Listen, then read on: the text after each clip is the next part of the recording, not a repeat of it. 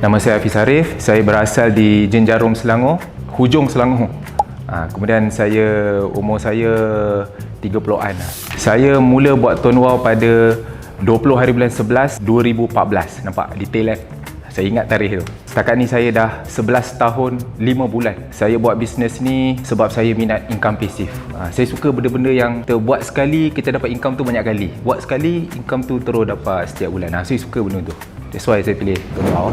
Passive income ni adalah satu platform yang mana kita perlu buat kerja tu sekali, kemudian hasil tu kita akan dapat tu setiap bulan. Kerja sekali, dapat hasil tu, income tu setiap bulan. Dalam Tuan Wow ni, dia satu platform yang produk yang kita pakai hari-hari. So memang kita akan bayar setiap bulan. Hampir semua orang akan bayar setiap bulan. Jadi selagi mana orang bayar, kita akan terima profit dia setiap bulan. Itulah passive income dalam Tuan Wow.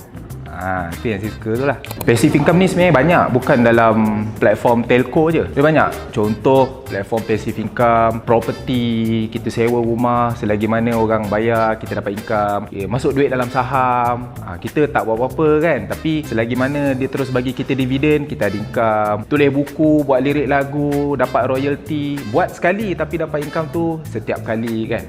Dan salah satunya bisnes yang macam produk keperluan tapi dia ada sistem lah. Macam Tuan Wow ni dia produk keperluan tapi dia ada sistem yang menyebabkan kita tu dapat income setiap bulan. Sebab orang nak bayar, dia boleh bayar mana-mana. Kita duduk rumah, kita terima hasil saja setiap bulan.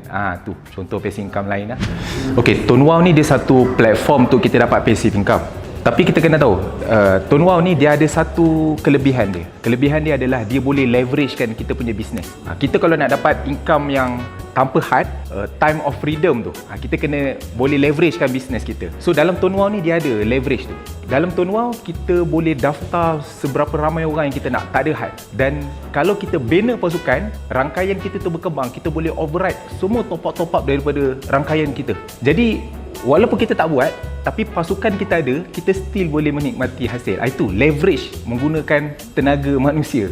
Yang kedua, Tuan Wow ni dia boleh leveragekan daripada sudut masa tu. Dia ada leveragekan sistem. Maksudnya macam ni, orang kalau nak repeat sale, dia tak payah repeat sale dengan kita. Produk keperluan ni banyak. Orang nak repeat sale ni, kebanyakannya kita nak dapat income, dia kena repeat sale dengan kita. Tuan Wow dia dah leveragekan benda tu.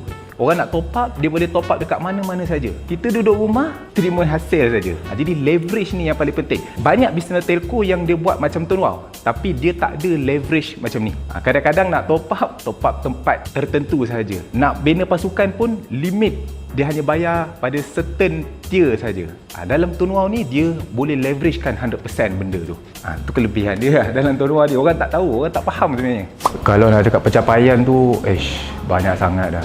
Rezeki Allah bagi dalam bisnes ni kan, sampai tak terkata lah, berbuih mulut pun. Tapi kalau nak kata pencapaian tu banyak sangat lah, banyak sangat. Syukurnya ya Allah, tak terkira lah. Cuma apa yang saya boleh bagi tahu kan, contoh saya ni ada flexibility dalam masa.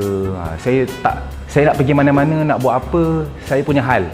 Tapi saya tetap income tu dibayar oleh Tuan Wow lah. Flexibility masa tu. Masa kita tak terikat. Kita buat apa pun, orang tetap guna handphone, top up, kita dapat income kan. Nak cakap duit banyak tu tak adalah banyak sangat. Duit sikit pun tidaklah kan. Tapi nak cakap kesempitan duit tu tak ada. Banyak dah trip.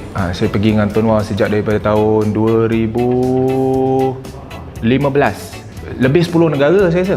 Lebih 10 negara.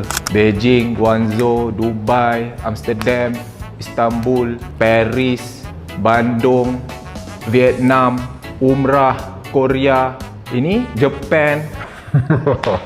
Banyak. Mestilah ya. Sebab satu itu boleh jadi satu kita punya target kecil lah. Kita nak capai satu income yang besar ni, kita kena bermula daripada kecil. So yang kecil ni adalah capai trip-trip ni. Sebenarnya dia akan mendorong kita untuk kita capai yang lebih besar. Tu yang pertama kan. Yang kedua, bila kita dah pergi sana, kita akan kenal dengan ramai orang. Kita buat networking dengan ejen-ejen yang bagus-bagus. Lepas tu kita boleh sembang dengan dia, tanya macam mana dia buat. So kalau kita bersama dengan orang-orang yang bagus ni, automatik kita akan jadi next orang yang bagus ni. Yang ketiga, of course lah, cuti percuma kan. Siapa tak nak? Bukannya kena bayar kan. Pertama, fokus lah.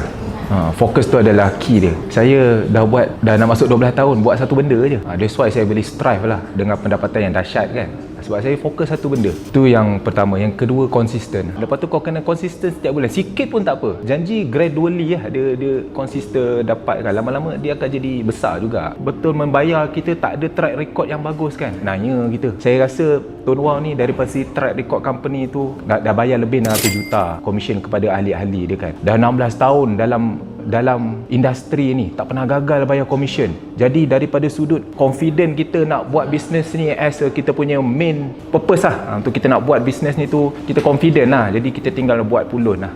Jadi nasihat saya, fokus, konsisten, cari company yang macam Tuan Wang ni yang proven, insyaAllah memang boleh. Memanglah sekarang ni memang you guys tengok saya dah dapat pendapatan yang sekarang lah kan. Tapi dulu masa saya starting buat, saya start daripada bawah juga. Dulu masa saya buat dulu full time, bulan pertama buat komisen RM53.30.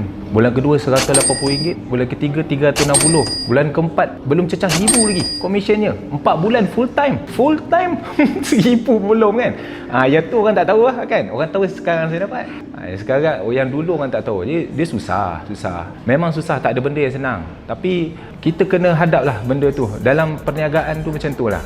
Kalau kita, dia starting tu memang kita susah. Cuma kita kena ada satu mindset tau. Bila kita buat satu benda tu, dia tak jadi, kita jangan give up lah. Kita kena, bila buat tak jadi, kita kena ada satu mentality tu, kenapa tak jadi? Apa yang aku boleh improve untuk pastikan aku boleh jadi macam orang lain? Kenapa orang lain boleh buat? Kebanyakannya orang baru ni, bila dia buat tak jadi, dia salahkan company, dia salahkan produk kan. Dia pun pindah. Jadi kalau mentality tu dia bawa ke tempat lain, sama je, tak jadi juga. Mentality tu yang penting. Memang starting semua orang start pada kosong, mesti. Saya pun macam tu. Cuma yang membezakan antara kita ni adalah siapa yang mentality dia tu, siapa yang fighter, yang fight sampai jadi tu. Tu beza sebenarnya. Saya Hafiz Arif, saya pilih Tuan Wang.